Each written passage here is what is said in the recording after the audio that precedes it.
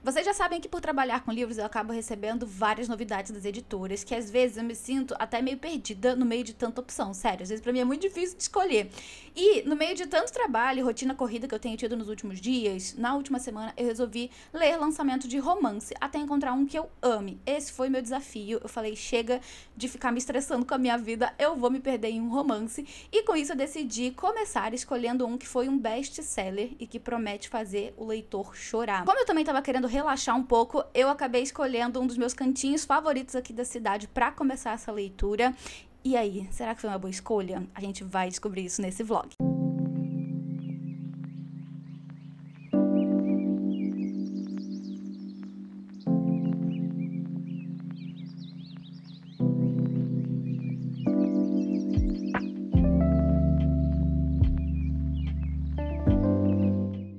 Bora então falar sobre a primeira escolha desse vídeo, que foi o livro Fabricante de Lágrimas, da Erin Dunne. Essa aqui é uma autora que fez muito sucesso, principalmente na Itália. Ela é uma autora italiana, mas ela escreve sobre esse pseudônimo, Erin Dunne. Na verdade, a autora realmente é uma outra pessoa, que até que tinha todo um suspense sobre quem era essa autora. Algo semelhante com o que acontece com a Helena Ferrante, ninguém sabia exatamente qual era a identidade dela, até que recentemente parece que uma advogada italiana veio a público falando, eu sou a pessoa por trás desse pseudônimo, e daí ela, né, revelou a sua identidade.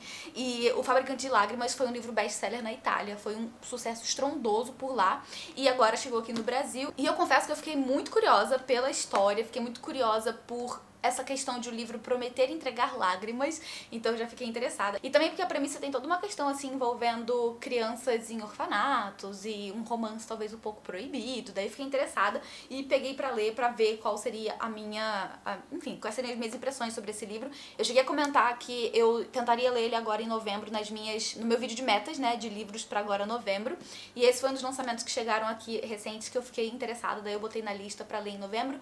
E, gente, eu cheguei na página 318, na verdade, no começo do capítulo 26 aqui, ó, eu passei um pouquinho da metade, e eu resolvi que ele é um livro que, pelo menos por um momento, não é pra mim, pelo menos por agora, ele não tá funcionando muito bem comigo. Na verdade, assim, eu até que devoro o livro quando eu sento pra ler, eu leio bastante rápido, eu leio várias páginas de uma vez só, mas é uma história que, ao mesmo tempo que me deixa curiosa, intrigada e que eu fico, sabe, querendo saber quais vão ser os desdobramentos da trama, ao mesmo tempo é um tipo de livro que tem uma escrita que eu acho que em muitos casos, né, em muitos momentos assim, é um pouco cansativa pra mim. Pelo menos pra mim, tá? Tô falando aqui enquanto a minha experiência de leitura. Aqui eu encontrei um texto que ele é excessivamente... na verdade ele tem vários excessos, sabe? Ele é um livro que vai ter muitas metáforas, porque é um livro que ele é mais melancólico, porque a gente tem, né, toda essa história que vai envolver crianças em um orfanato. Aqui no começo da história a gente conhece essa protagonista que é a Nika. Ela tá sendo adotada aos 17 anos, então ela tá, tipo, chocada, porque isso nunca acontece. Geralmente as pessoas vão pro orfanato pra procurar crianças menores, né, e ela já achava que ela nunca seria adotada, e era isso. E ela sempre teve esse sonho, sabe, de ter uma família.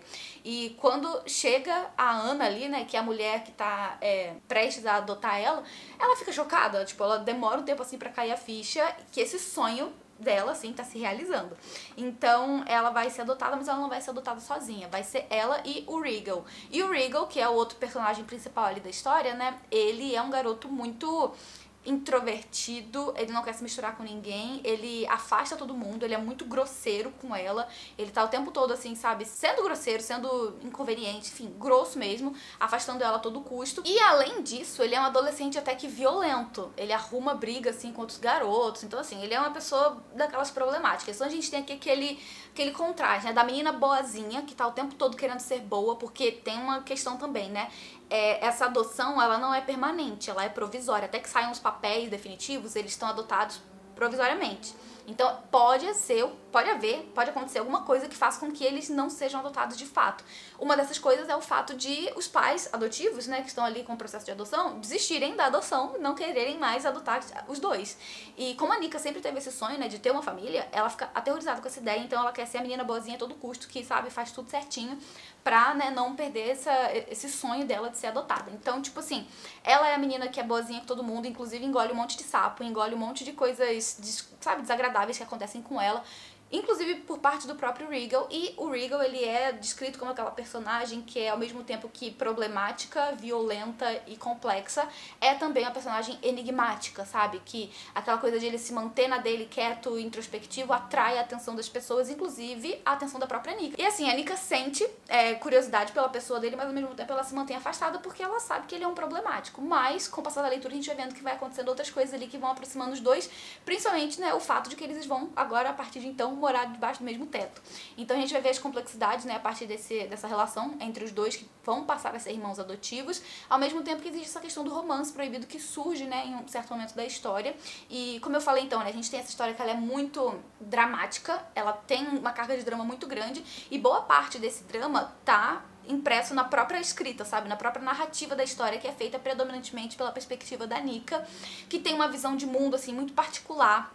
A autora vai explicando mais pra frente, né, na história, o porquê que ela enxerga a vida como ela enxerga, porquê que ela tem essa visão de mundo tão ingênua e até mesmo infantil em certos momentos, e ela própria admite isso, né, essa infantilidade na sua forma de enxergar o mundo e de agir com relação a certas coisas, que é algo que inclusive incomoda ela um pouco em certas ocasiões. Então a gente tem uma explicação do que isso acontece, mas aí da minha experiência, não é porque uma coisa tá sendo explicada que vai tá me agradando, sabe? Então, essas questões envolvendo a escrita, principalmente assim, me incomodaram, né? Não é bem a escrita, mas a narrativa, sabe? Ele é um livro que vai ter muitas metáforas. Essa menina vai ter metáfora pra falar de muitas coisas da vida dela. Então, tudo pra ela, assim, é um conto de fadas. Eu perdi as contas de quantas vezes ela fala a palavra contos de fadas, né? O termo conto de fadas pra dizer diferentes coisas, tipo assim, a vida dela é um conto de fadas, essa mãe que ela arrumou ali é como se fosse um conto de fadas, e, tipo assim, tudo isso tem a ver com a personalidade dela, mas mesmo assim não tava funcionando muito pra mim, pelo menos no momento em que eu peguei o livro pra ler. E também tem outra contradição, porque ao mesmo tempo que eu tô curiosa pra saber qual vai ser o desfecho da história, eu também me incomodo em certos momentos com algumas coisas que vão acontecendo na história, que estão explicadas dentro da história, mas que não é porque estão sendo explicadas que não vão me trazer um certo desconforto, um certo incômodo, sabe, ao longo da leitura. Então assim, tava se encaminhando pra ser uma leitura bem mediana, mas por enquanto eu resolvi deixar de lado, porque não tava sendo aquela leitura que eu, sabe, criei expectativas quando eu comecei a história. Então é isso, vou deixar de lado por um tempo, mas pra quem gosta de romance jovem, cheio de drama, com histórico, sabe, das personagens, que vai sendo construído aos poucos, que vai ter essa questão aí, né, de um romance proibido, que vai ter personagens misteriosos, que vai ter passado, né, envolvendo esses personagens, que vai sendo desvendado aos poucos, eu acho que essa aqui é uma boa opção, tá? Então se você curte esse tipo de leitura, esse livro aqui é pra você. E se você gosta também de livros longos, né, de livros que vão, assim, sabe, prender a detalhes, que vão descrever cenas, esse aqui é um livro pra você. E eu vou deixar o link aqui na descrição se você tiver interesse, né, em adquirir essa leitura, se você achar que é uma leitura pra você, o link vai estar aqui embaixo. E já que esse aqui não tá dando muito certo, eu vou pra uma outra escolha, vou pegar um outro livro pra ler, outro lançamento aí também de romance pra ler.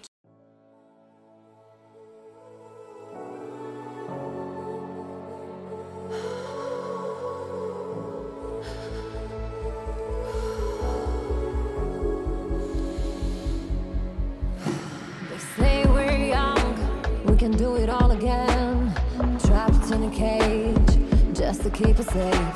They say we're young, what a crazy way of life. To them it's black and white, it just doesn't feel right. You work so hard. Voltei agora sim com o lançamento que...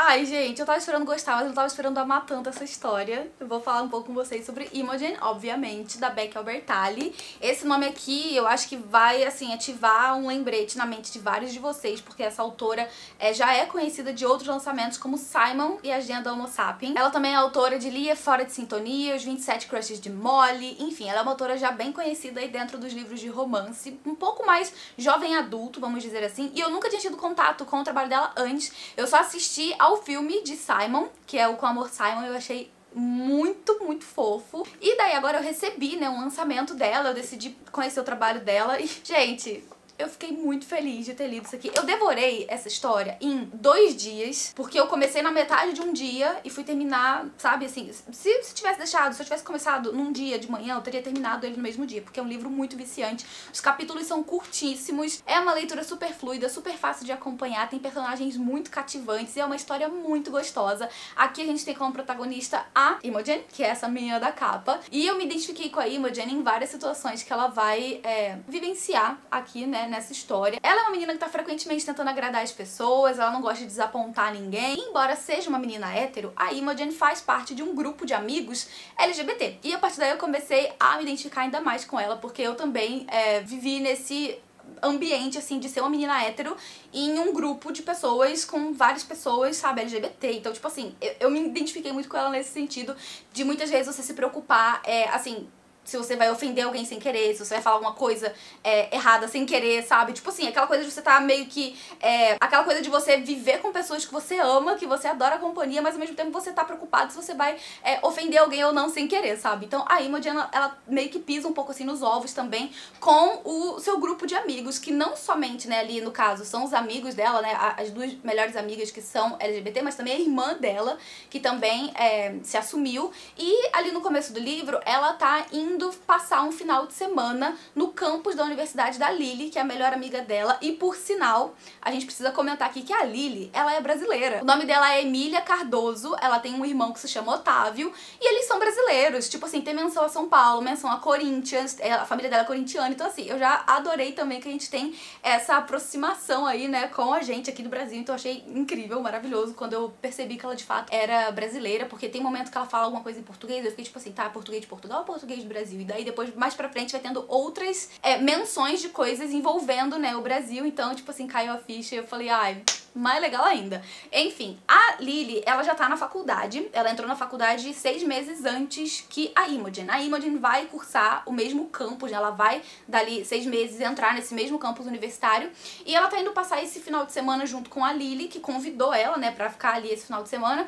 E daí ela vai tanto rever a amiga, como também ela vai conhecer o campus, né, ter a sua experiência ali na universidade antes de fato, se matricular, né, e começar a estudar dali alguns meses. E ela tá muito ansiosa com relação a isso, no sentido de ficar passando na cabeça dela o que pode acontecer nesse final de semana. Também tem toda uma questão de ela tá insegura com relação aos novos amigos da Lily que ela fez na faculdade. Então, tipo assim, ela tá passando por uma situação um pouco, sabe, de ansiedade ali no começo da história.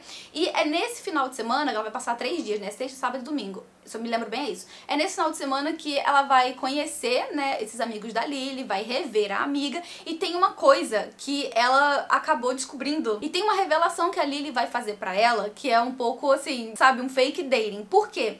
Essa Lily, ela acabou contando pros amigos dela ali da faculdade que ela tinha, né, namorado uma menina na cidade dela, que era a melhor amiga dela, mas que ela já tinha terminado e que elas já não estavam mais juntas. Ou seja, ela contou pros amigos dela da faculdade que a Imogen é a sua ex-namorada. Então, tipo assim, ela meio que prepara a Imogen ali, tipo, se desculpando horrores por ter colocado ela nessa situação, mas ela fala, cara, eu passei por uma situação muito, né, delicada, que ela vai explicar o que aconteceu, o que fez com que ela mentisse, e daí ela fala, nossa, me desculpa por ter te colocado nessa situação e tal, mas só pra você saber, tipo, você não precisa fazer nada, é só, sabe, não estranhar se alguém mencionar o assunto. Daí, tipo, ela vai super de boa com relação a isso, e... tipo assim, ela vai passar esse final de semana lá com esses novos amigos da Lily, ela vai amar as experiências que ela vai ter por lá e ela vai voltar de lá com um certo questionamento. Por quê, né?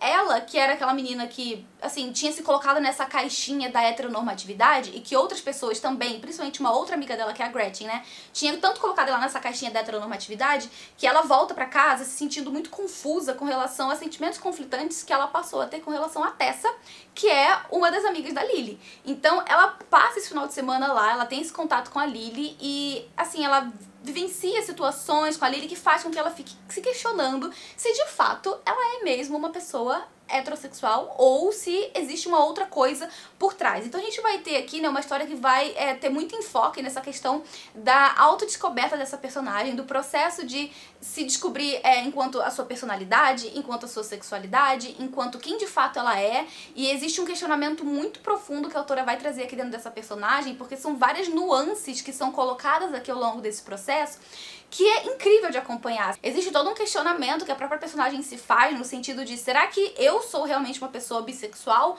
Ou será que eu eu sou aquela pessoa hétero, sem noção, que tá, tipo assim, vivendo situações só pra testar, sabe? Só pra ver como é que é. Então, existe toda uma preocupação dela com relação a qual estaria sendo a própria posição dela com relação ao que ela tá vivendo, de duvidar, sabe? Se ela, de fato, tá se descobrindo uma pessoa bissexual ou se ela só tá sendo uma pessoa hétero sem noção. Então, tipo assim, existe toda uma preocupação que a personagem tem, que já é muito válida por si só, né? Porque mostra como ela é uma pessoa tá preocupada, ela tá preocupada com a causa, em não ser, enfim, né, homofóbica, em não machucar as pessoas que fazem parte do ciclo de amizade dela, tudo por escolhas que ela vai fazendo. Então, existe toda uma complexidade, várias nuances que a autora traz dentro dessa personagem que é muito, muito legal. E existem também aqui, né, ao longo da leitura, diferentes situações que vão servir de, vamos dizer assim, uma espécie de educação, sabe? Assim, vai educar leitores que talvez vivam, né, convivam com pessoas da comunidade e que não tinham talvez pensado por esse lado, né, que a autora vai trazendo aqui na história,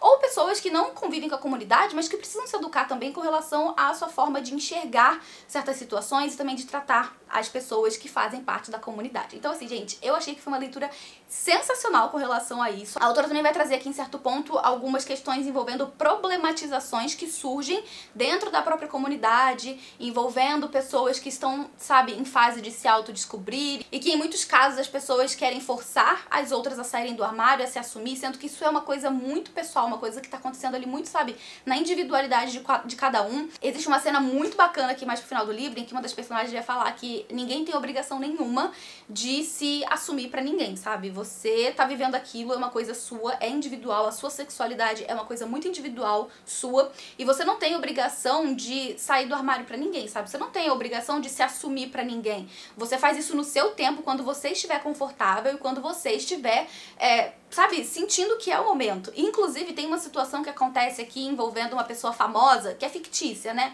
Mas que é muito semelhante ao que aconteceu na vida real com o Kit Connor, que é o ator que faz Heartstopper, ele faz o Nick Nelson. E o personagem, né, o Nick Nelson, ele é um personagem bissexual. E quando saiu a série, surgiu uma série de, assim, problematizações sobre a escolha do ator, de as pessoas começarem a questionar se ele de fato era bissexual ou não. Porque existe também toda essa questão de, tipo, as produções artísticas, em muitos casos, né, escolherem pessoas que não são, assim, que não tem nenhuma conexão com o personagem, vamos dizer assim, sabe, grosseiramente falando.